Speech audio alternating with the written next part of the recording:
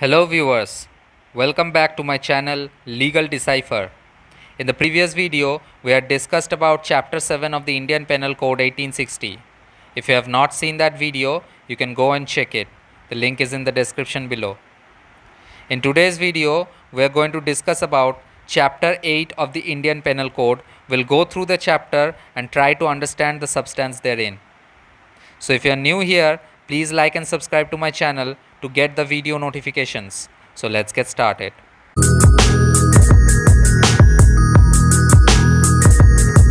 So today we are going to talk about Chapter 8, which deals with offences against the public tranquility. It mainly mentions three different types of offences. They are unlawful assembly, rioting and affray. The rest of the sections are about various types of commission of these offences and their punishments. So let's move on with section 141 that describes unlawful assembly. So we already know that an assembly is a gathering of person, but when does it become unlawful as per the Indian Penal Code? We will learn by going through section 141. It says that if 5 or more persons assemble at a place with the common intention to do any of the following acts that are mentioned here. So it is basically a group or a gathering of 5 or more persons. So the minimum criteria to hit section 141 is to gather 5 people minimum. It may be 5 or more than that, but a minimum of 5 people is needed to constitute unlawful assembly under section 141. So it says that if 5 or more persons assemble at a place with a common intention, so they also should have a common intention due to which they have gathered in that place, and that common intention was to do any of the following acts that are mentioned here in these 5 points. They are firstly to overawe the state machineries or its servants from exercising lawful power by criminal force or simply showing criminal force. So either they show criminal force or they actually exercise criminal force to overawe the state machineries, that is the machineries that are implemented by the state. And we all know that state includes the central government, the state government and all the authorities that fall under the term state. So all those machineries and its servants as well. So the people that serve for the state, if they are exercising lawful powers or those machineries are exercising lawful powers, and these people who have gathered here are showing criminal force or they are actually exercising criminal force to overawe such state machineries or their servants who are exercising lawful powers, or if they are resisting the execution of any legal process. So there is a legal process in execution by law and they are trying to resist it. In execution by law and they are trying to resist it. Or if they commit any mischief or criminal trespass or any other such kind of offences, or if they try to take or obtain any property from any person, or if they try to deprive any person from a right of way or a use of water. So there is a way and some persons have a right to use that way, or there is a water source and people generally use that water source, and these people who have gathered here who are forming such unlawful assembly are trying to take away or obtain any property from any person, or they are trying to deprive any such person from that right of way or that use of water or any other incorporeal right by exercising or showing criminal force. So whatever they are trying to do, they are trying to do it by exercising criminal force or by showing criminal force. Or if they compel any person either to do what such person is not legally bound to do, or if they compel such person to omit to do what that person was legally entitled to do by showing criminal force on him. So if those people try to show criminal force on a person just to make that person do something that he is not legally bound to do, or if they show such criminal force on that person and compel him to omit to do what he was legally entitled to do, then in all those cases these persons are actually forming an unlawful assembly. So that is what unlawful assembly is. Now the explanation says that an assembly which was not unlawful when it assembled may subsequently become an unlawful assembly. So the forming of an unlawful assembly is a matter of time. It doesn't have to be an unlawful assembly from the very beginning when that gathering started to occur. It may subsequently become an unlawful assembly. Now section 142 talks about being member of unlawful assembly. So whoever, being aware of the fact that he is joining an assembly that is deemed to be an unlawful assembly, or that has been declared to be an unlawful assembly, and still he intentionally joins that assembly or continues in it, then he is said to be a member of such unlawful assembly. Now section 143 talks about the punishment that is to be awarded to a person who is a member of an unlawful assembly. It says he shall be punished with imprisonment for a term which may extend to 6 months, or with fine, or with both. Now section 144 talks about joining unlawful assembly armed with deadly weapon. So say for example, we know what is an unlawful assembly and who is a member of an unlawful assembly.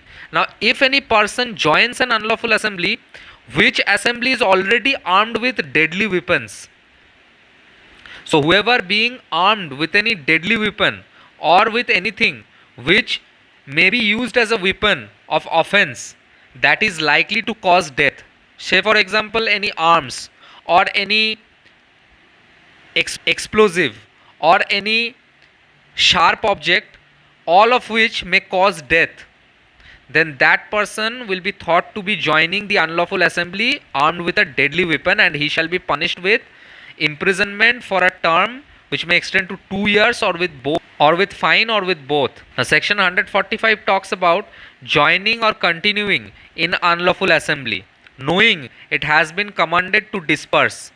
So say for example there was an unlawful assembly and now the authorities have reached that area and they have ordered the unlawful assembly to disperse.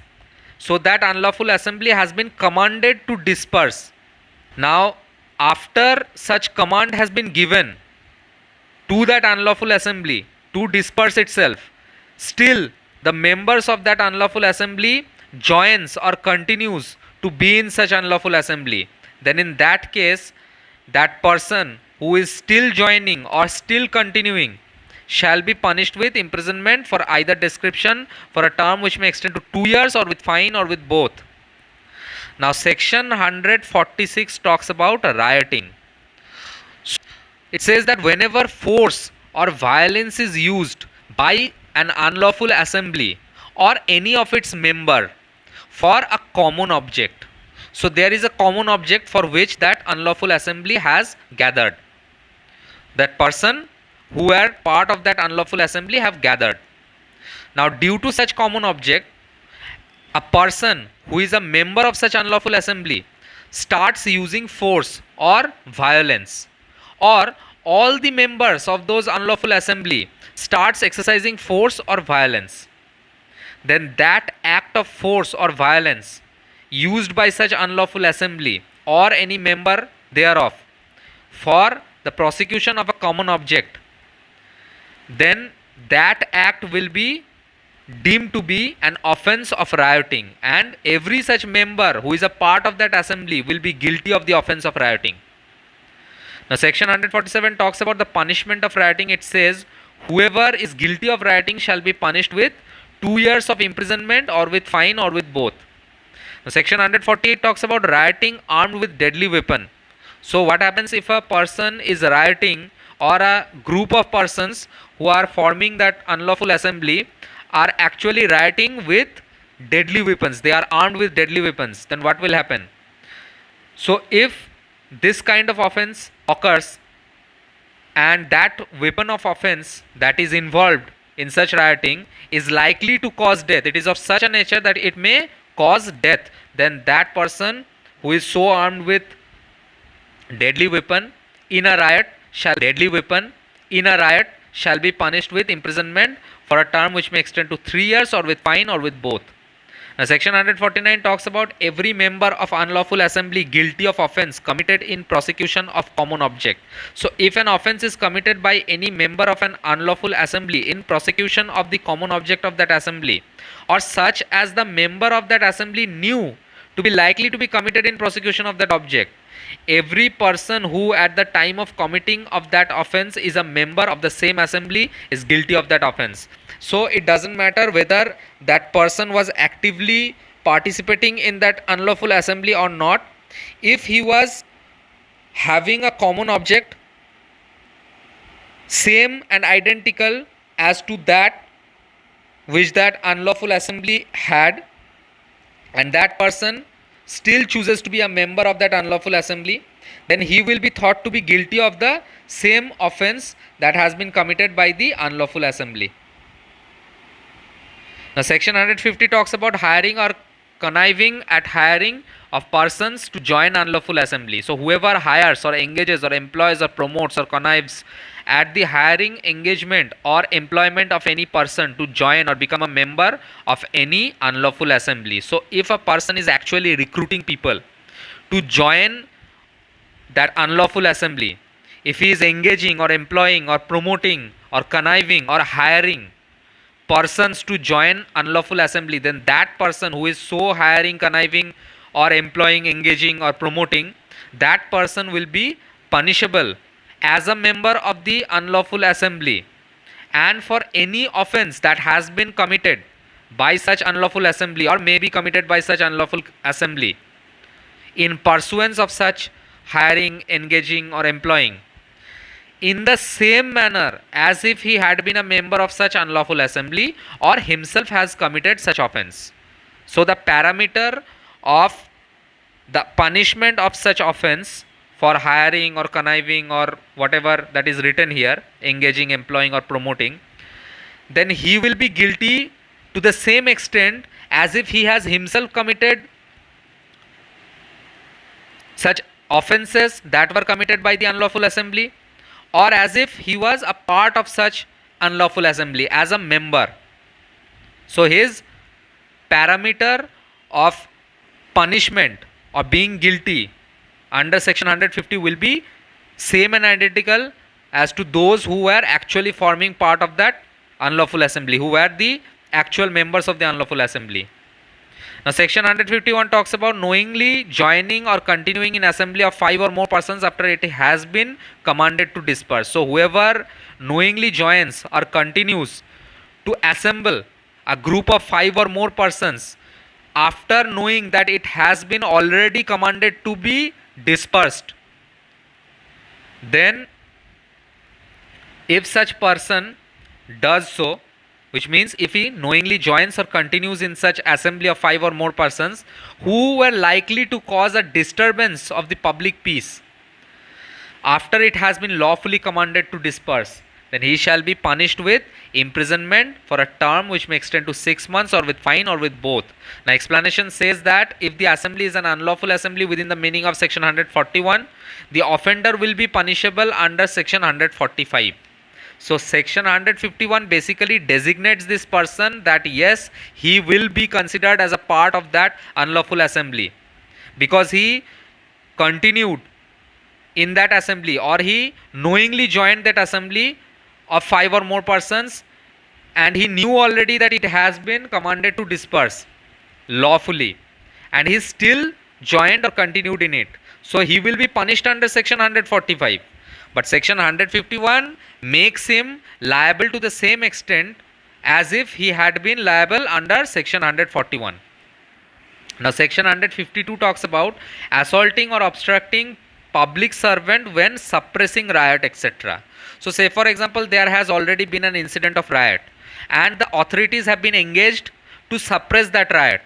So a public servant is actually trying to suppress the riot by lawful order, and now a person is actually assaulting or obstructing such public servant who is trying to suppress such riot lawfully. So this person will be guilty under section 152. It says whoever assault or threatens to assault or obstructs or attempts to obstruct any public servant in the discharge of his duty in endeavoring to disperse an unlawful assembly or suppress a riot or affray, and actually this person threatens or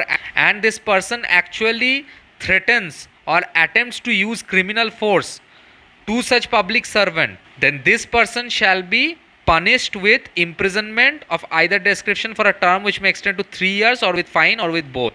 Now section 153 talks about wantonly giving provocation with intent to cause riot, if rioting be committed or if not committed.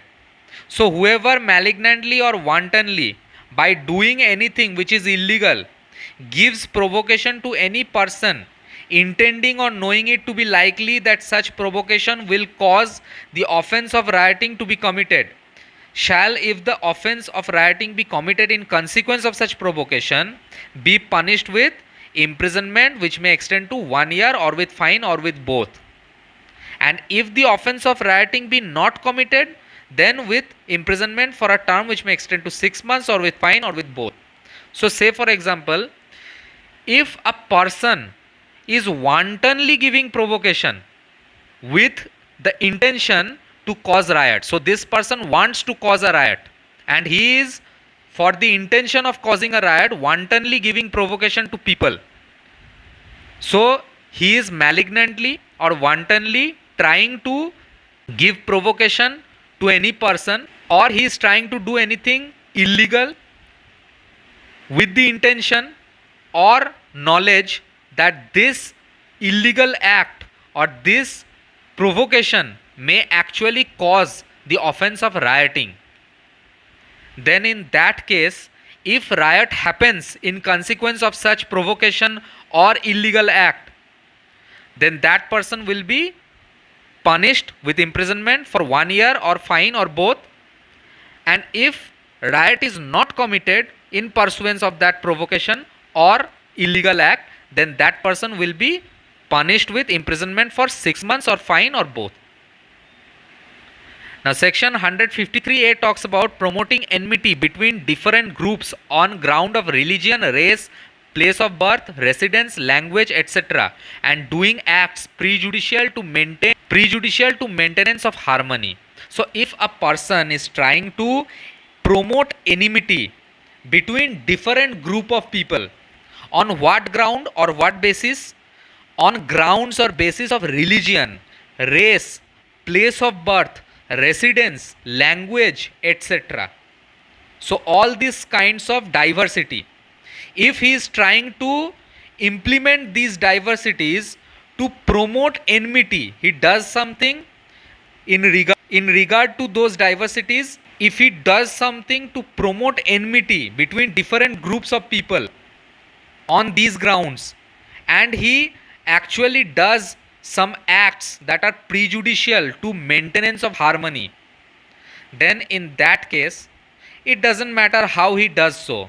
He may do so by words, either spoken or written, by signs or visible representation, or otherwise, or he may commit any act that is so prejudicial or racial or religious or derogatory to any language or regional group or caste or community, which may disturb the public tranquility, or if he organizes any exercise, movement, drill, or any kind of similar activities that intends the participants of such activity to be trained to use criminal force or violence, knowing that this kind of acts or activities will be used in implementing criminal force or violence between those group of people, then this person shall be punished with imprisonment which may extend to 3 years, or with fine, or with both. Now offence committed in place of worship, etc., is what subsection 2 deals with. It says whoever commits an offence that is specified in subsection 1 in any place of worship. So subsection 1 was talking about these kind of offences that were committed anywhere. But subsection 2 only talks about those offences that are mentioned in subsection 1, but the place of commission of such offence is a place of worship of any religious group. Then that will be covered under subsection 2, and that person will be punished with imprisonment which may extend to 5 years and shall also be liable to fine. So this person who is so punished for 5 years was actually trying to commit any of such offence that is mentioned in subsection 1, but he was trying to commit such offence in a place of worship. Now section 153 AA talks about punishment for knowingly carrying arms in any procession or organizing or holding or taking part in any mass drill or mass training with arms. So whoever knowingly carries arms or is in a procession or organization for holding or taking part of any mass drill or any mass training with arms. So whoever does all of these kind of acts, then he in any public place which is in contravention of a public notice or order that was issued under section 144A of the Criminal Procedure Code, then that person shall be punished with imprisonment for a term which may extend to 6 months and with fine which may extend to 2000 rupees. Now explanation: arms means articles of any description designed or adapted as weapons for offense or defense and includes firearms, sharp-edged weapons, lathis, dandas and sticks. So all of this fall within the term arms. Now section 153B talks about imputations, assertions that are prejudicial to national integration. So whoever by words, either spoken or written, or by signs or visible representation does any of the following acts. What are those acts? If he makes or publishes any imputation that any class of persons cannot, by reason of being a member of such religious, racial or language or regional group or caste or community, bear true faith and allegiance to the Constitution of India. So if he tries to publish or make any imputation that those persons or class of persons who follows a particular religion or race or language or regional group or caste or community, they cannot bear true faith or allegiance to the Constitution of India. He cannot say so. If he is saying so, then that person is committing a crime under section 153B. Or if he asserts, counsels, advises, propagates or publishes that any class of persons shall, by reason of being a member of that religious, racial, language or regional group or caste or community, be denied or deprived of their rights as citizens of India. So according to the Constitution of India, every such person who is a citizen of India has the same rights as any other citizen of India, and he cannot be denied or deprived of any such right. Now if any person asserts or counsels or advises or propagates or publishes that any such person does not have such right, that such person shall be denied or deprived of such right of citizen of India due to being a member of such religious, racial, language or regional group or caste or community, then that person is also committing a crime under section 153B. Or if he makes or publishes and asserts or counsels or pleas or appeals concerning the obligation of any class of persons, that such class of persons is likely to cause disharmony or feelings of enmity or hatred or ill will between such members or other persons, then that person is also committing a crime under this section. And all these persons that are so propagating, they will be punished with imprisonment which may extend to 3 years or with fine or with both. Now whoever commits an offence specified in subsection 1 in any place of worship or in any assembly engaged in the performance of religious worship or religious ceremonies. So if the offences that are mentioned in subsection 1 of this section is committed by any person in a place of worship, then that person will be dealt under subsection 2 and he will be punished with imprisonment which may extend to 5 years and shall also be liable to fine. Now section 154 talks about owner or occupier of land on which an unlawful assembly is held. So say for example, the land upon which an unlawful assembly has held is actually being held, then the owner of that place or the occupier of that land, or if any person is having or claiming any interest in such land, then all those persons who are either the owner or the occupier or having any interest or claim in that land, that person shall be punished with fine not exceeding 1000 rupees if he does not take any step against such unlawful assembly.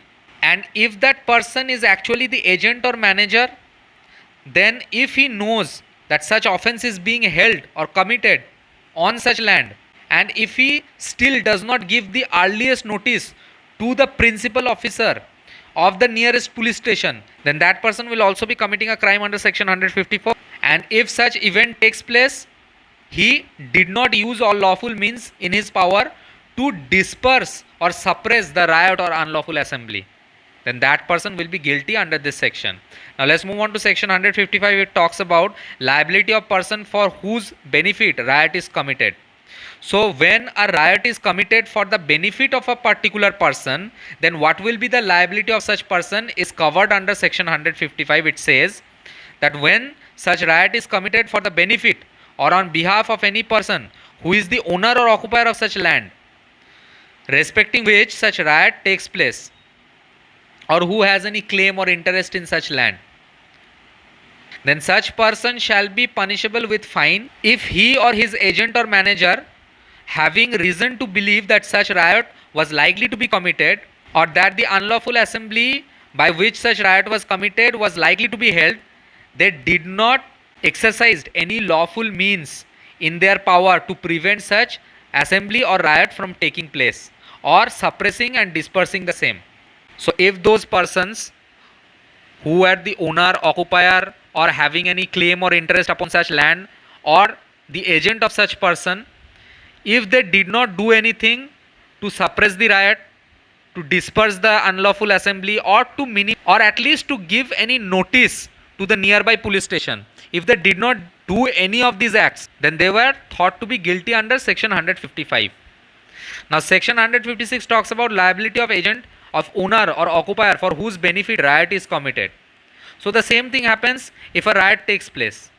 If there is any person who is actually accepting or deriving any such benefit from the occasion of such riot, or there is an agent or manager, then all of these persons will be punished with fine if they had the knowledge that this unlawful assembly was about to happen, or this gathering was about to happen, and they did not take any initiative to suppress it or disperse it, or they did nothing in their power to prevent such riot or assembly. Now section 157 talks about harboring persons hired for an unlawful assembly. So whoever was hired for an unlawful assembly, and whoever has harbored that hired person with the knowledge that such person was actually hired or engaged or employed, or was about to be so hired or engaged or employed to join or become a member of an unlawful assembly, then in that case this person who is so harboring that person will be punished with imprisonment for a term which may extend to 6 months, or with fine, or with both. Now section 158 talks about being hired to take part in an unlawful assembly or riot. Now what will be the liability of this person who was to be hired to take part in an unlawful assembly or a riot? Now this person will be punished with imprisonment for a term which may extend to 6 months, or with fine, or with both. And if that person was to go armed, then that person will be punished with imprisonment for a term which may extend to 2 years, or with fine, or with both, if such weapon of offense was likely to cause death. Now section 159 talks about affray. So what is affray? Affray is two or more persons fighting in a public place, disturbing the public peace. So if two or more persons are fighting in a public place and they are actually disturbing the public peace by so fighting in that public place, then they are said to commit an affray. And the punishment for affray is covered in section 160, which is the last section of this chapter. It says whoever commits an affray shall be punished with imprisonment for either description, which may extend to 1 month, or with fine, which may extend to 100 rupees, or with both. So that's all in this video. If you like my videos, then don't forget to smash the like button and subscribe to my channel. Thank you so much for watching this video.